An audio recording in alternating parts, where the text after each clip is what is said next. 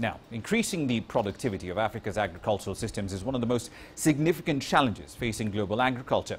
In sub-Saharan Africa, food security remains an enormous challenge. Governments are grappling with the challenge of feeding a growing population with a smaller resource base. CCTV's Beatrice earlier spoke with the co-chair of the Bill and Melinda Gates Foundation, Melinda Gates, on the agricultural transformation in Africa.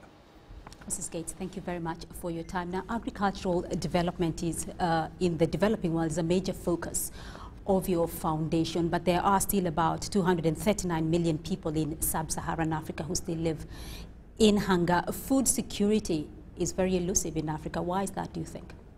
Well, I think there are a lot of lessons that we learned from the Green Revolution that really didn't come to Africa. And if we make those investments and we put the smallholder farmer at the center of that, particularly women, because a lot of times we invest in male farmers, or we have in the past, we haven't looked at the fact that the majority of farmers are women. And if you put them at the center and you give them the tools, innovative tools, they can lift their family up and get into a situation of self-sufficiency and get out of that trap of hunger. And that's exactly what we're trying to do with the African Green Revolution. You're focusing, though, on the smallholder farms. Why is that? Well, because the majority of farmers in Africa are smallholder farmers. They farm less than 2 hectares of land. And a lot of times they're very disconnected from the system. They're only growing enough to feed their family or put a small amount on the market.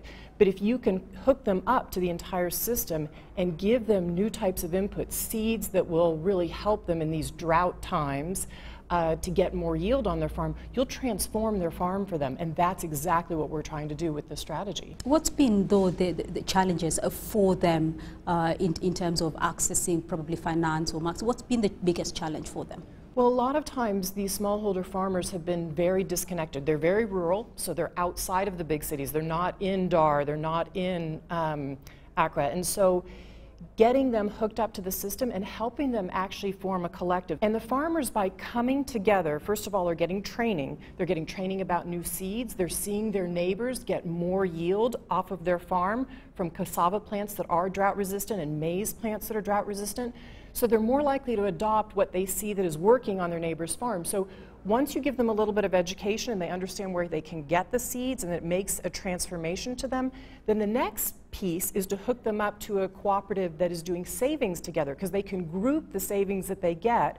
So if they get a shock to their system, for instance, a child gets sick and they need to take it to the hospital, they can go and get some of those savings also from their neighbors and then pay the loan back.